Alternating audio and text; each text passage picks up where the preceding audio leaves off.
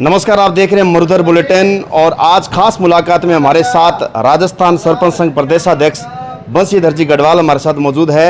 लगातार लंबे समय से पंचायत राज की राजनीति में सक्रिय भूमिका निभा रहे हैं, लेकिन कहीं न कहीं इस बार का जो पंचायती राज है वो एक बिखरा हुआ नज़र आ रहा है, क्योंकि राजस्थान में जिस प्रकार के आज हालात नज़र आ रहे हैं, कोरोना महामारी की अगर बात करें तो सबसे बड़ा अगर लॉस हुआ तो वो एक सरपंचों को हुआ है।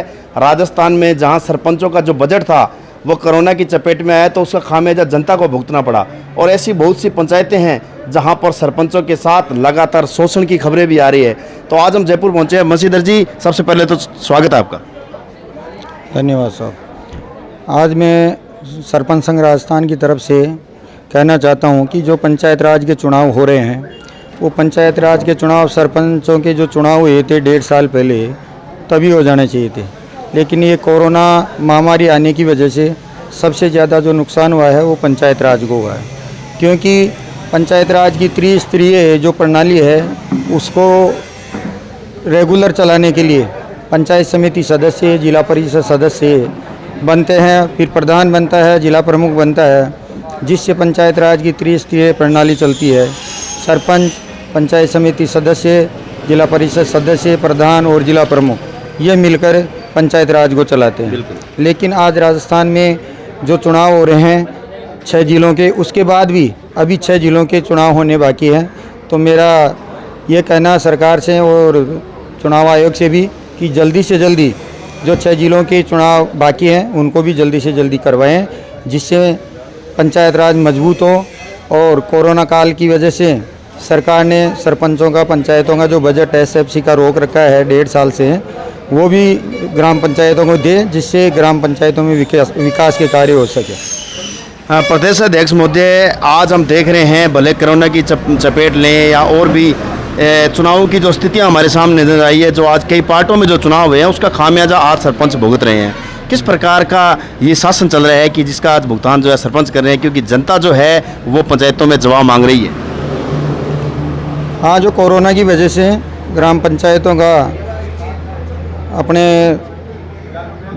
का जो SFC का बजट था उसका अभी तक भुगतान नहीं हुआ है। जो छठा वित्त आयोग राज्य सरकार को बनाना था वो अभी तक बना नहीं है और उसकी सिफारिशें अभी तक आई नहीं है। सरकार कह तो रही है कि हम बिना आयोग बने ही 1-2 किस्त दे देंगे, लेकिन अभी तक दिया नहीं है कुछ भी।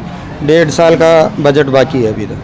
प्रदेश अध्यक्ष महोदय, अभी 6 जिलों के अंदर चुनाव चल रहे हैं और बाकी कई जिलों के चुनाव अभी तक बाकी है, पंचायत समिति और जिला प्रमुख के। क्या लगता है कहीं न कहीं एक बड़ा कारण ये भी है कि आज जिला प्रमुख और प्रधान न होने की वजह से इसका जो खामियाजा भुगतना पड़ रहा है?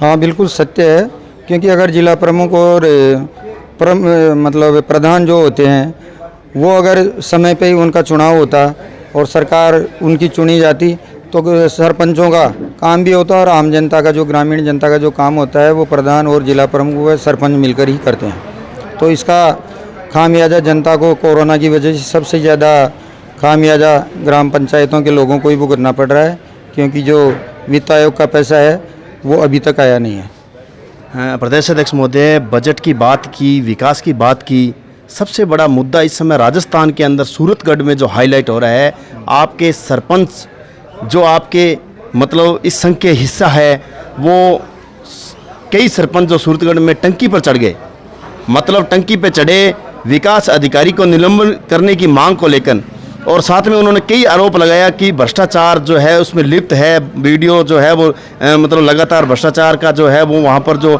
माहौल बना रखा है। इस प्रकार से सरपंचों की पीड़ाएं सामने आ रही, क्या कहोगे आप? उन सरपंचों की जो आप बात कर रहे हो, वो मेरे पास भी सरपंच लोग आए थे और हम लोग CMO में भी गए थे और उच्च अधिकारियों से बात की थी। लेकिन ये जो टंकी पर चढ़ने वाला जो मामला है कल मेरे संज्ञान में आया था। उसके बाद मैंने CMO में जो पंचायत राज के OSD बना रखे हैं अपने तोसावड़ा जी, उनसे मैंने बात की थी और उन्होंने जल्द से जल्द इस समस्या को समाधान कराने का आश्वासन मेरे को दिया था। अब आगे की बात क्या हुई है वो मैं अभी बात करूंगा। बंशीधर जी, 40 दिनों से भी ज़्यादा का समय हो चुका है। सरपंचों का कहना है कि लगातार जो है वो प्रशासन सरपंचों पर हावी है। किस प्रकार की स्थितियां अगर ऐसे रही तो कैसे काम कराएंगे सरपंच?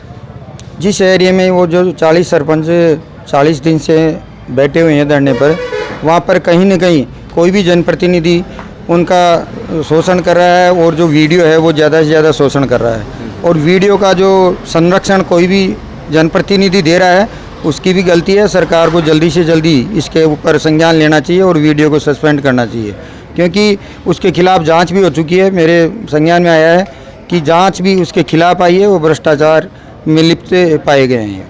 अंतिम सवाल, अब ज़्यादा समय नहीं लेंगे आपका, हमें पता है बहुत लंबा आपका जो है क्षेत्रफल रहता है। भ्रष्टाचार की अगर बात करें तो भ्रष्टाचार बहुत ज़्यादा देखने को मिल रहा है। हमने ऐसी बहुत सी पंचायत समितियों का जायज़ा लिया है जहाँ पर भ्रष्टाचार जो है वो बहुत ज़्यादा मतलब परसेंटेज में सरपंचों से लिया जाता है, जिसके कारण सरपंच जो है वो धरने पे बैठते हैं। सरपंच मतलब इस प्रकार की, इस पर आपके क्या मतलब विचार रहेंगे?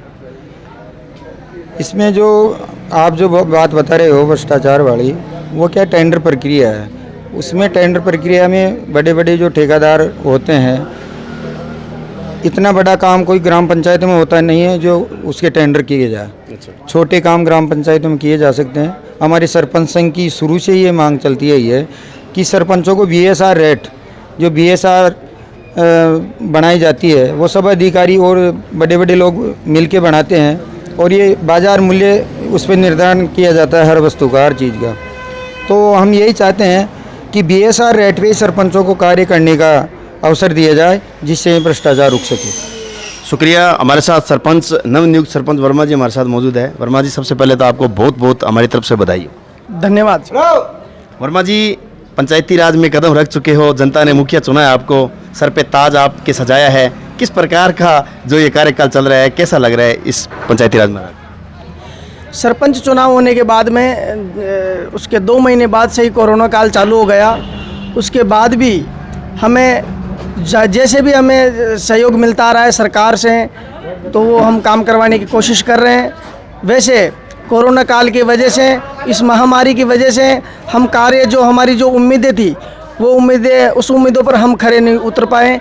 इस वजह से हमें थोड़ा दुख भी है कि हम जो जनता हमें जिस आशा के साथ हमें इस सीट पर जो बैठाई, उसके लिए हम उनके उम्मीदों पर खरे सही ढंग से उतर नहीं पाए, हम उनका कार्य सही ढंग से कर नहीं पाए। ये हमें हमेशा इसका दुख रहेगा, क्योंकि 1.5 साल निकल चुका। 18 महीने निकलने के बाद भी अगर हमारा कार्य देखें तो कोरोना काल की वजह से हम अच्छा कार्य नहीं कर पाए। बिल्कुल 1.5 साल निकल चुका है। अब जनता को किस प्रकार से मतलब जो बचा हुआ कार्यकाल में उसमें संतुष्ट कर पाएंगे, या फिर यूं ही मतलब है जो एक जनता के सामने इस प्रकार की आएगी? वैसे जनता को सब पता है कि अभी कोरोना काल की वजह से कार्य नहीं हो पा रहा है। जनता हमारी है, इसी जनता के बीच में से हम निकल के आ रहे हैं। फिर भी हमारी भागदौड़ इतनी है कि हम दिन रात मेहनत करके जनता की उम्मीदों पर खरा उतरने की भरपूर कोशिश कर रहे हैं। और जनता इतना भी समझती है कि कोरोना काल में जब खुद का जीना मुश्किल हो रहा है तो कार्य करना तो बहुत मुश्किल होगा। फिर भी हमारी जनता हमें दिल में जगह बनाकर हमें पूरा मान सम्मान दे रही है कि चलो ठीक है, ये सरपंचों पर ही नहीं, ये संपूर्ण विश्व के हर नागरिक पर ये जो घटना है, ये जो महामारी है, इसका जो प्रभाव है ये सब पर पड़ा है।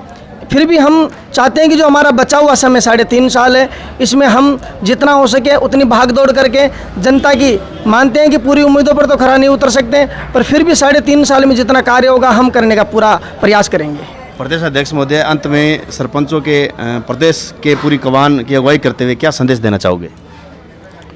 सरपंचों से मैं यही उम्मीद करता हूँ कि जो सरपंचों का जो कार्यकाल बचा है उसके अंदर ज़्यादा से ज़्यादा कार्य करवाएं, क्योंकि अपना मान लीजिए सरपंच कहते हैं हमारा 1.5 साल से जो बजट नहीं आ रहा है राज्य वित्त आयोग का, वो कहीं नहीं जाएगा, राज्य सरकार को देना ही पड़ेगा। वो बजट ग्राम पंचायतों में आएगा और उससे अच्छा विकास होगा।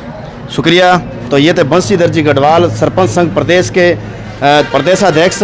इनसे हमने आज बात की है, सरपंच हित की हमने बात की है, सरपंच की जो समस्याएं आ रही है धरातल पर उन पर बात की है, और खासकर सूरतगढ़ के अंदर जो गांव के मुखिया टंकी पर चढ़ गए हैं अपनी मांगों को लेकर, उनसे भी बड़ी प्रमुखता से हमने बात रखी है। तो बंशीधर जी ने मीडिया से मतलब बातचीत करते हुए काफ़ी सारी जो है वो समाधान के रास्ते बताए। लगातार हम इनसे जुड़े रहेंगे जयपुर के अंदर, और हमारी तरफ से बंशीधर जी आपको ढेरों शुभकामनाएं प्रदेश अध्यक्ष बनने।